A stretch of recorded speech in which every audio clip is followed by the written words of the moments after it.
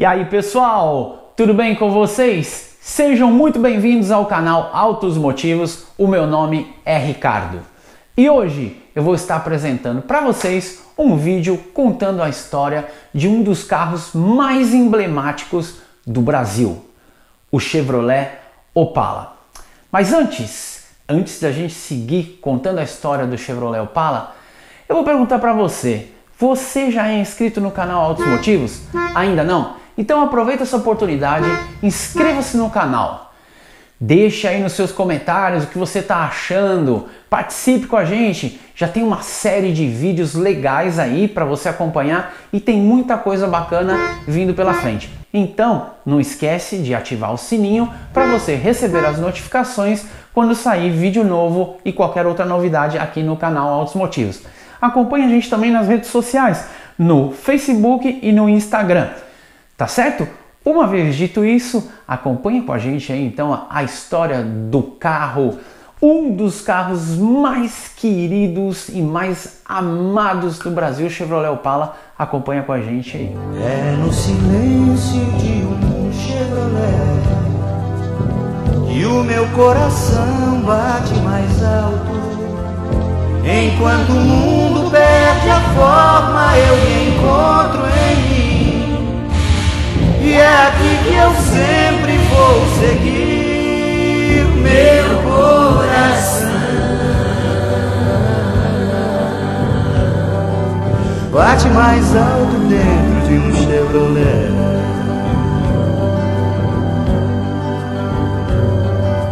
Bate mais alto dentro de um Chevrolet.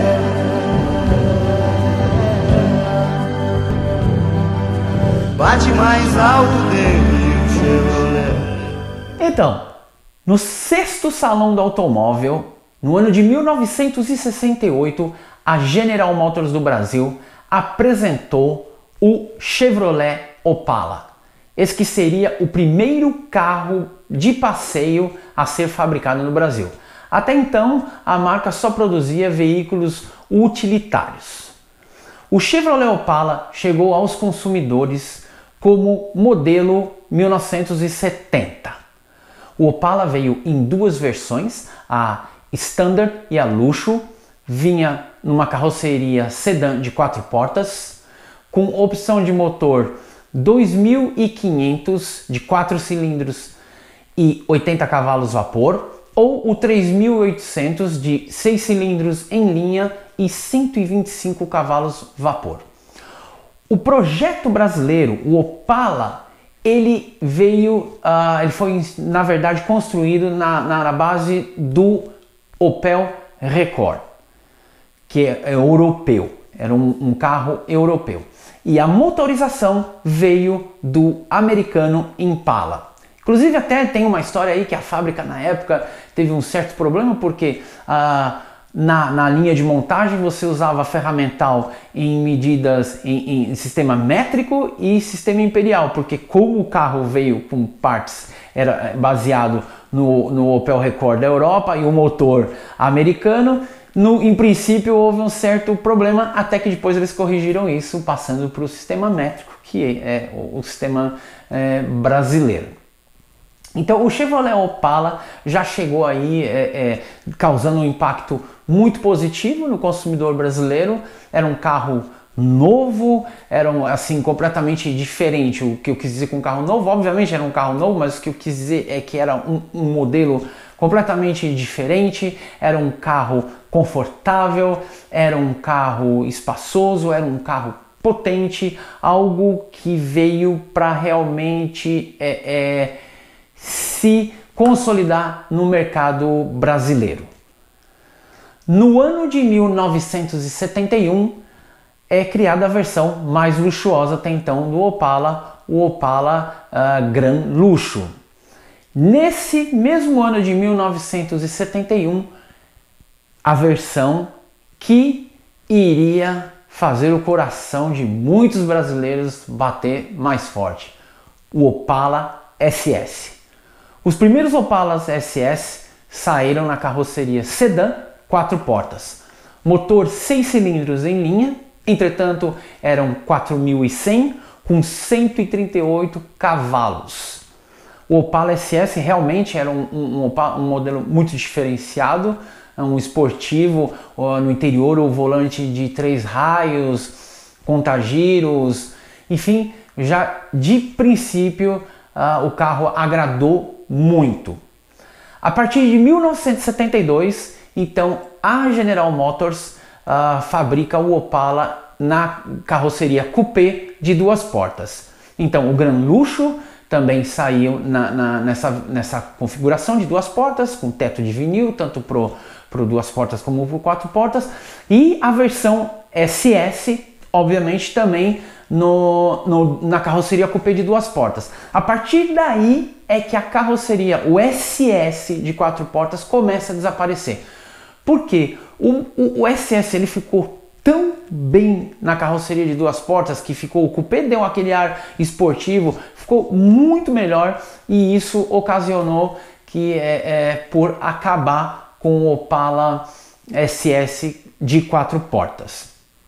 Em 1973, algumas pequenas mudanças, uma nova grade, piscas nos paralamas, nas extremidades, né, dos faróis, instalado nos paralamas, mas ficou limitado a isso. No ano de 1975 é que a linha Opala passa pela primeira reestilização efetivamente, vamos dizer assim. O Opala recebe um facelift, principalmente a frente ficou bem mais diferenciado. O capô passou a abrir de forma inversa, recebeu novos paralamas, novos faróis, piscas, grade, novos para-choques e na traseira lanternas redondas. Então 4 lanternas redondas inspiradas também no americano Impala, e isso deu um charme muito especial para o Opala. Houve também a nova padronagem, né? Foi o desenho dos forros de lateral, de porta e de lateral internos foram redesenhados. O painel de instrumentos também passou por uma pequena alteração, entretanto o contato ainda não era na coluna de direção. No ano de 1975 também chega ao mercado nacional a primeira Station Wagon brasileira, a Caravan. A Caravan veio somente em 2 portas e era um carro espaçoso e confortável, assim como o Opala. No fim das contas, ela era um Opala. E caiu muito no gosto do consumidor, o carro foi um tremendo sucesso de vendas. Desse ano de 75 até 1978, que foi o período dessa reestilização, houveram poucas mudanças, por assim dizer, né? Nesse ano de 1975 também a versão mais luxuosa passa a se chamar Commodoro. E houveram poucas mudanças esteticamente falando. Houve mudança no desenho da grade, o carro recebeu letrinhas escrito Chevrolet na frente, algumas mudanças nos tecidos, na padronagem dos tecidos, mas não houve uma mudança estética drástica, vamos dizer assim. No ano de 1978, o contato passa a ser na coluna de direção. E nesse ano também a Caravan passa a ter a versão SS. Pois é, a Caravan, além de ter sido a primeira Station Wagon brasileira, ela também foi a primeira Station Wagon esportiva brasileira. Bem legal, né? No ano de 1978 também, a General Motors apresentou no Salão do Automóvel o conceito do que seria o Opala Diplomata. Ainda sobre a carroceria antiga, o Opala Diplomata vinha com rodas de liga leve, grade diferenciada, um acabamento muito mais luxuoso, teria equipamentos que viriam de série, colocando o carro numa categoria superior. Mas efetivamente o Opala Diplomata somente chegou aos consumidores brasileiros no ano de 1980. Aliás, o ano de 1980, que foi o ano que a linha Opala Caravan passou por mais uma reestilização. Recebeu faróis retangulares, piscas envolventes, nova grade, novos para-choques. Na nova traseira, o carro recebia lanternas enormes e, entretanto, o interior continuava o mesmo, idêntico ao do Opala 79. 1980 também foi oficialmente o último ano do Opala SS.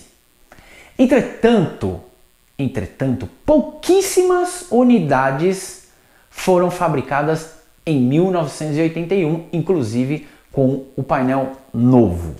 Se você não acredita no que eu estou dizendo, dá uma olhadinha aí no card, confere no canal do Alexandre Badolato, o canal AG Badolato, a história do Opala SS 1981 que ele encontrou e restaurou. Checa aí e você vai ver que esse carro realmente existiu. Ele nunca esteve no catálogo da GM, mas o carro de fato existiu. Tá? E já que a gente falou em 1981, o ano de 1981, a General Motors então coloca o novo painel na linha Opala Caravan. Um painel mais moderno, um painel bem mais bonito, vamos assim dizer.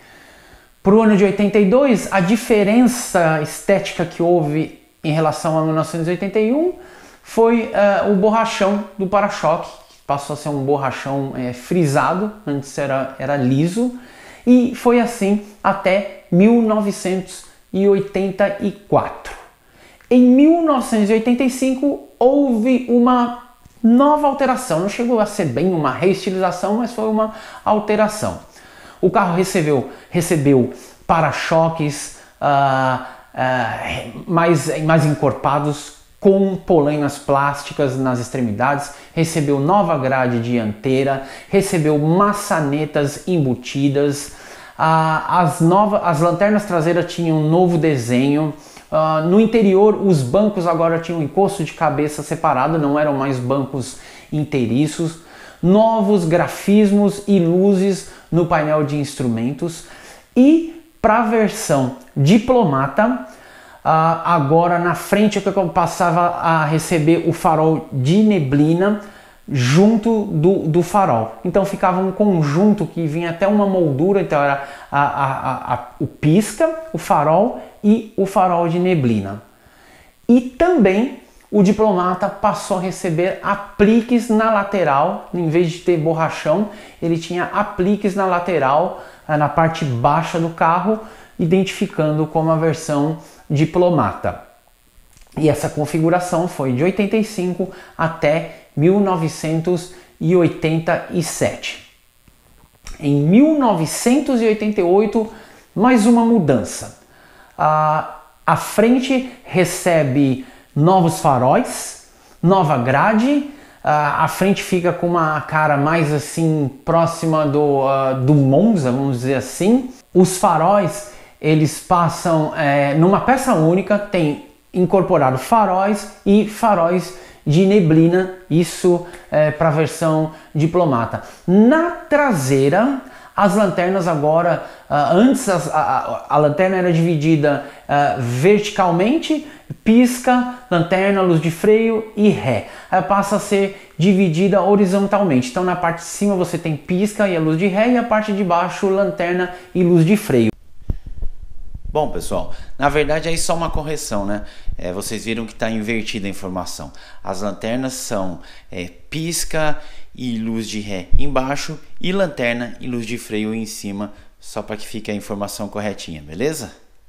E entre as lanternas foi instalado um painel em acrílico para cobrir a tampa do tanque de combustível e a placa passa a ser na parte inferior do para-choque.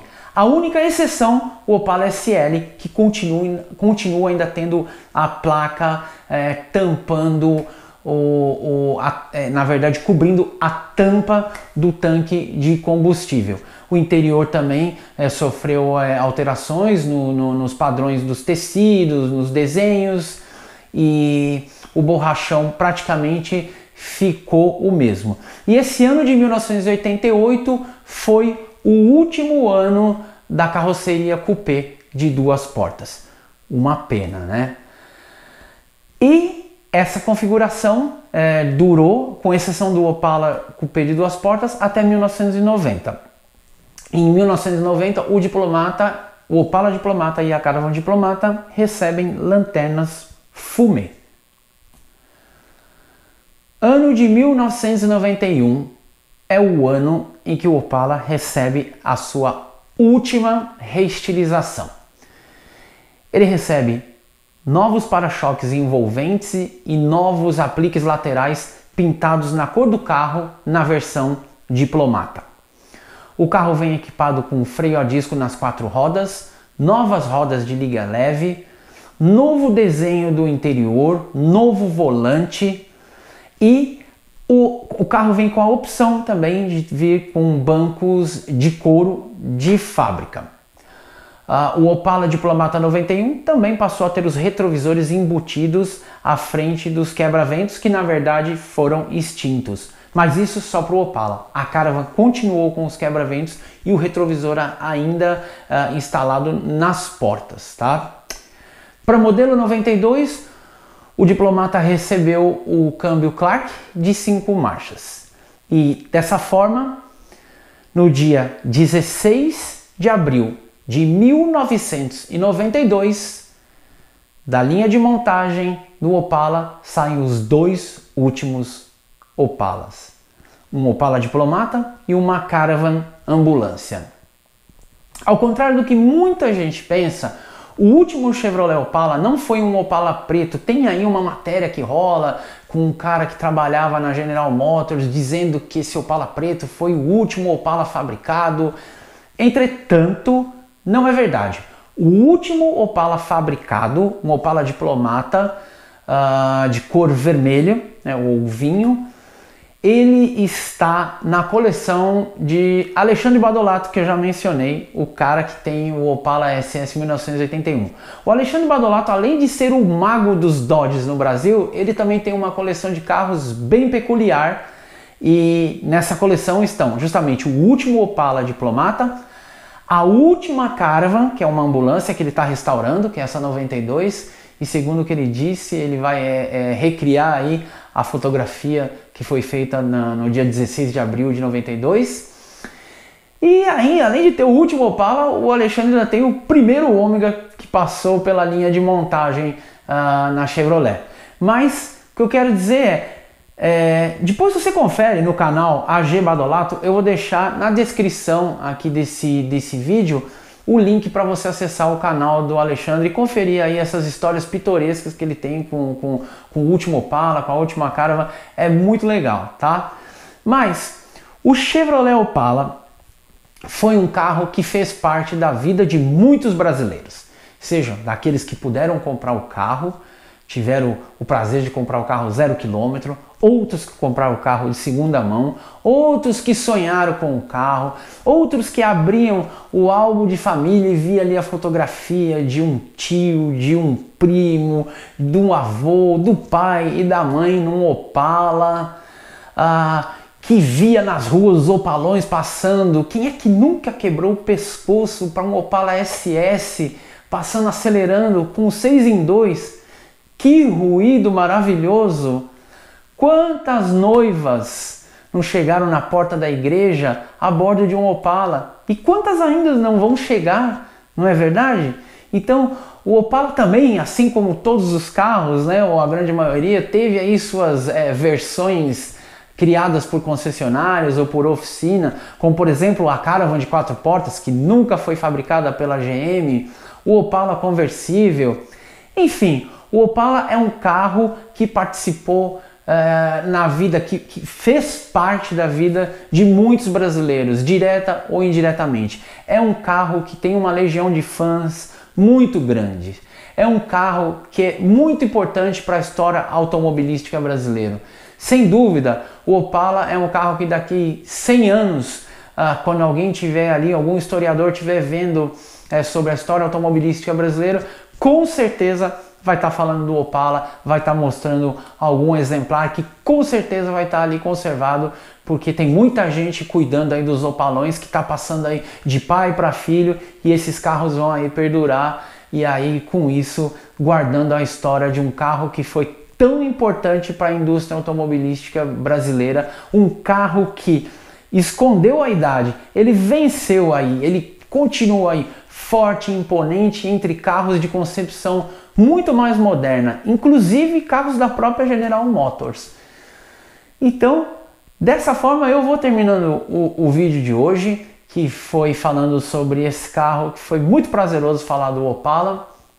Eu vou terminando agradecendo a todos vocês que chegaram até o final desse vídeo, pedindo mais uma vez para você que ainda não é inscrito, inscreva-se no canal, venha fazer parte da família do canal Autos Motivos.